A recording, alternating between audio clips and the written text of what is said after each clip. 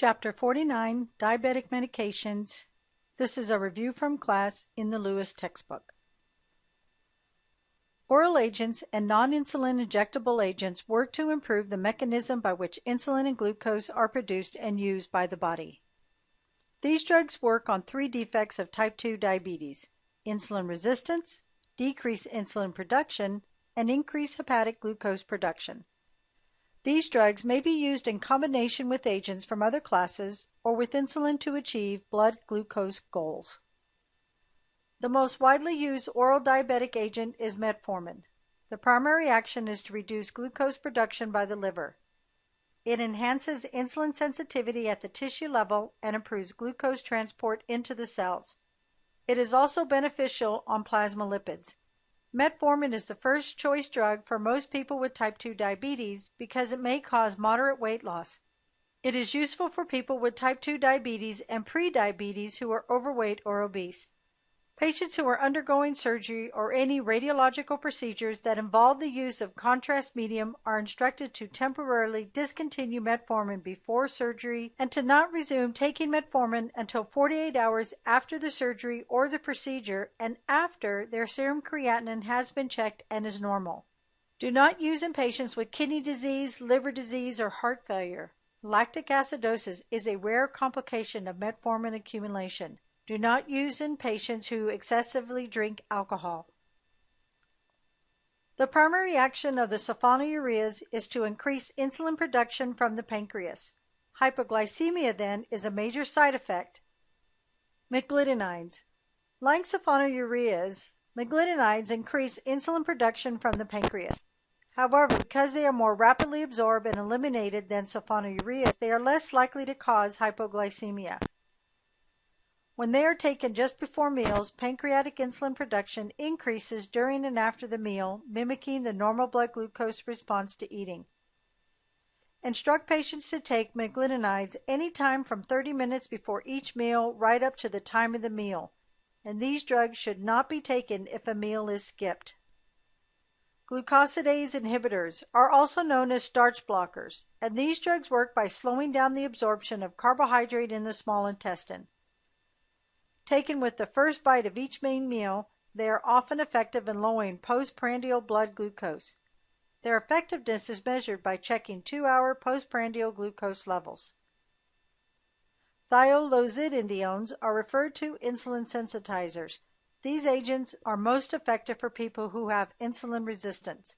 They improve insulin sensitivity, transport, and utilization at target tissues. Because they do not increase insulin production, they do not cause hypoglycemia when used alone. However, these drugs are rarely used today because of their adverse effects. Avandia is associated with adverse cardiovascular events, MIs, and can be obtained only through restricted access programs. Actose can worsen heart failure and is associated with increased risk of bladder cancer. DDP4 is an incretin hormone released by the intestines throughout the day, but levels increase in response to a meal. Bromocriptine is a dopamine receptor agonist that improves glycemic control. The mechanism of action is unknown, and patients with type 2 diabetes are thought to have low levels of dopamine activity in the morning. These low levels of dopamine may interfere with the body's ability to control blood glucose. Bromocriptine increases dopamine receptor activity. It can be used alone or as an add-on to another type 2 diabetes treatment. Glucagon-like peptide receptors increase insulin synthesis and release from the pancreas and inhibit glucagon secretion, decrease gastric emptying, and reduce food intake by increasing the sense of fullness. These drugs may be used as monotherapy or adjunct therapy for patients with type 2 diabetes who have not achieved optimal glucose control with oral agents. Byetta and Victoza are administered by subcutaneous injection with a pre-filled pen. The delayed gastric emptying that occurs with these medications may affect the absorption of oral medications. Advise patients to take fast-acting oral medications at least 1 hour before injecting Byetta or Victoza. A concern with Byetta is that acute pancreatitis and kidney problems have been associated with its use. With Victoza, do not use in patients with personal or family history of medullary thyroid cancer. Acute pancreatitis has been associated with its use.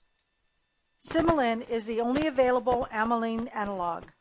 It is a hormone secreted by the beta cells of the pancreas in response to food intake, slows gastric emptying, reduces glucagon secretion, and increases the sense of fullness.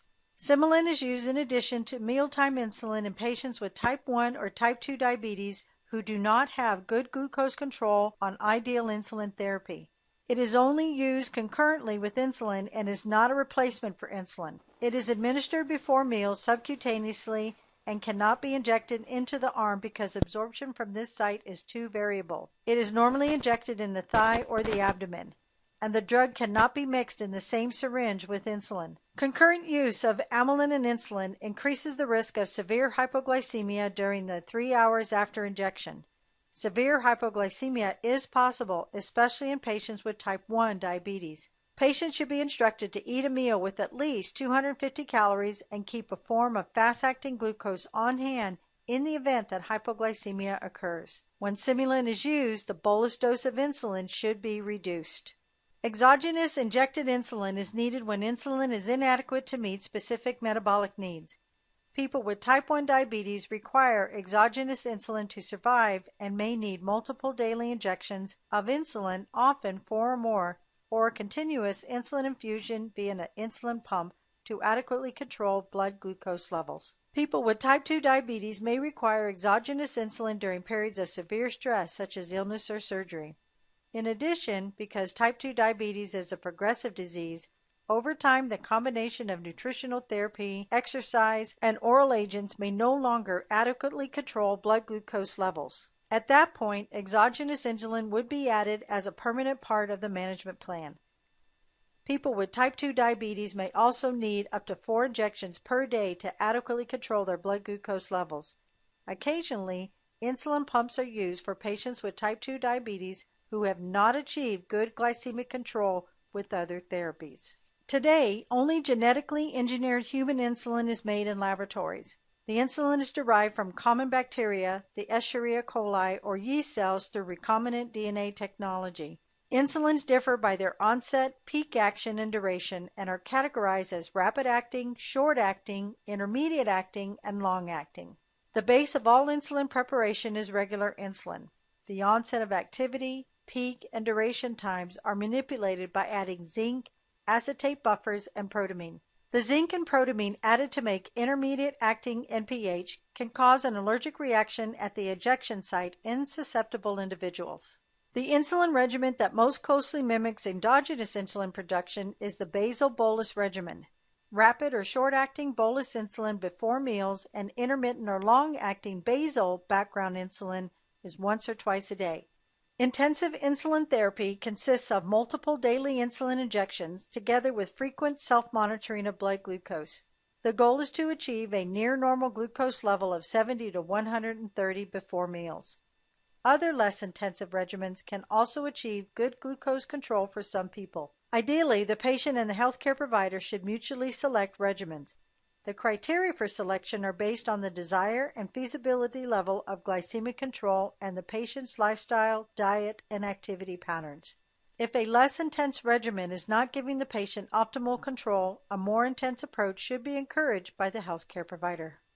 To control post-meal blood glucose levels, the timing of administration of rapid and short-acting insulin in relation to meals is crucial.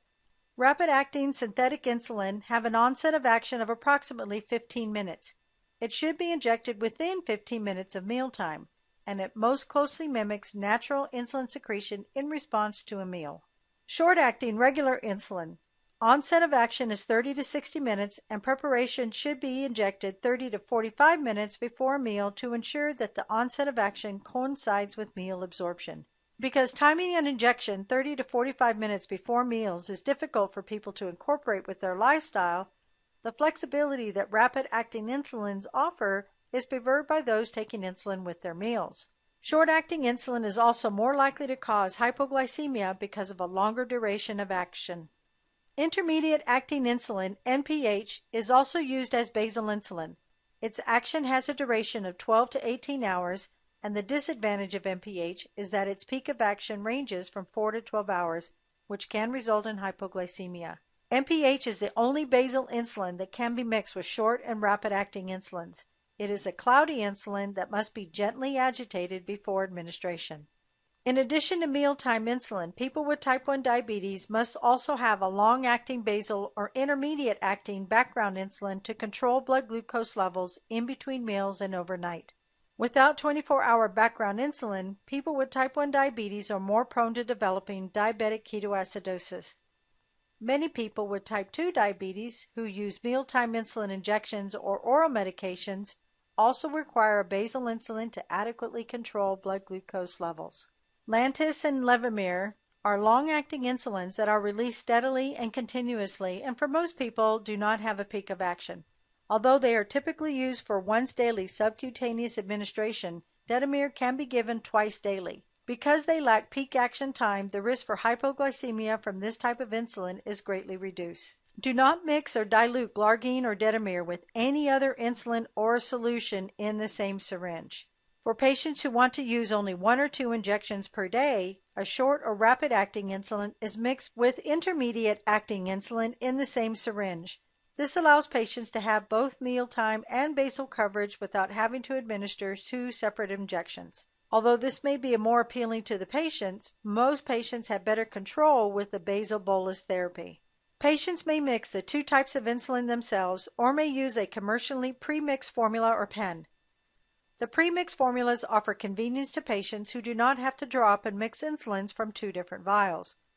This is especially helpful to those who lack the visual, manual, or cognitive skills to mix insulin themselves. However, the convenience of these formulas sacrifices the potential for optimal blood glucose control because there is less opportunity for flexible dosing based on need. As a protein, insulin requires special storage considerations. Heat and freezing alter the insulin molecule. Insulin vials and insulin pens currently in use may be left at room temperature for up to 4 weeks unless room temperature is higher than 86 degrees or below freezing. Unopened insulin vials and insulin pens should be stored in the refrigerator. Prolonged exposure to direct sunlight should be avoided. A patient who is traveling in a hot climate may store insulin in a thermos or cooler to keep it cool, not frozen. Patients who are traveling or caregivers of patients who are sight impaired or lack the manual dexterity to fill their own syringes may pre-fill insulin syringes.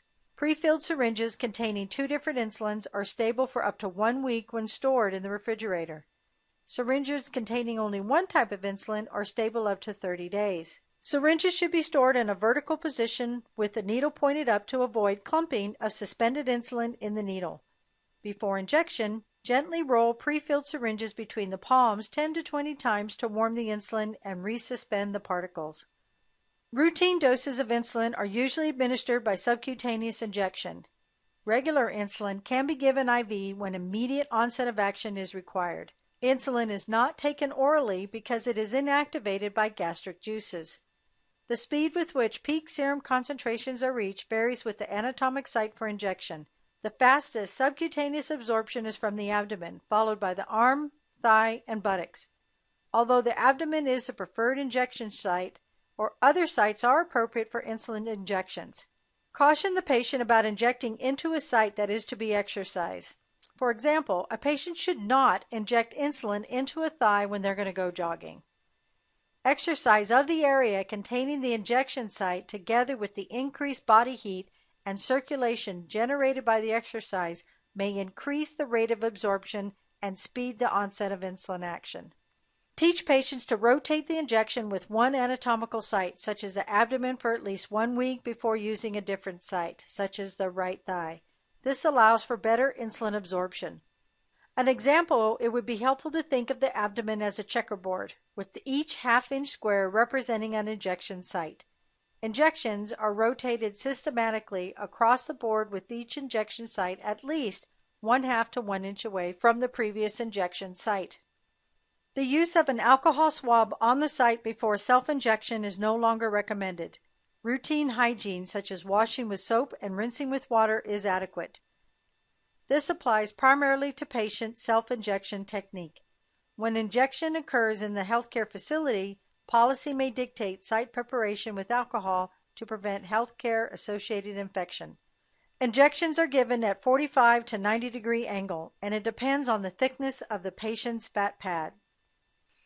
An insulin pen is a compact portable device loaded with an insulin cartridge that serves the same function as a needle and syringe. Pen needles are available in various lengths and sizes, and many patients prefer using insulin pens because of greater convenience and flexibility.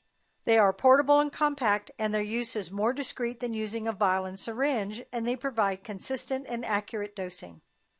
For patients with poor vision, the pen is a better option as they can hear the clicks of the pen as the dose is selected. Insulin pens come prepackaged with printed instructions, including pictures of the steps to take when using the pen. These instructions are helpful to use in teaching new users and to review techniques with current users of a pen. Continuous subcutaneous insulin infusion can be administered with an insulin pump, which is a small battery-operated device that resembles a standard paging device in size and appearance. Most insulin pumps are worn on the belt or under clothing and loaded with rapid-acting insulin, which is connected via plastic tubing to a catheter inserted into the subcutaneous tissue in the abdominal wall. All insulin pumps are programmed to deliver a continuous infusion of rapid-acting insulin 24 hours a day, known as the basal rate. Basal insulin can be temporarily increased or decreased on the basis of carbohydrate intake, activity changes, or illness.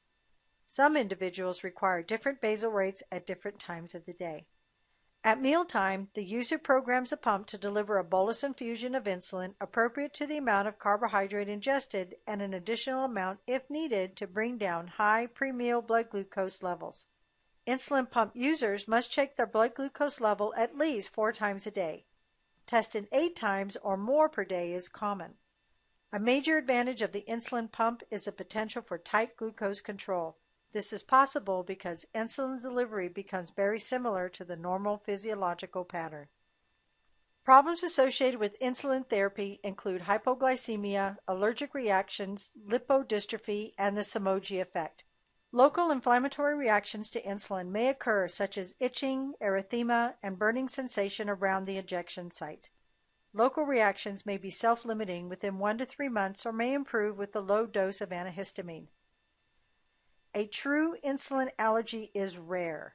It is manifested by a systemic response with urticaria and possibly anaphylactic shock. Zinc or protamine used in the preservatives in the insulin and the latex or rubber stoppers on the vials have been implicated in allergic reactions. Lipodystrophy is atrophy of subcutaneous tissue, and it may occur if the same injection sites are used frequently. The use of human insulin has significantly reduced the risk for lipodystrophy. Hypertrophy, a thickening of the subcutaneous tissue, eventually regresses if the patient does not use the site for at least 6 months. The use of hypertrophied sites may result in erratic insulin absorption.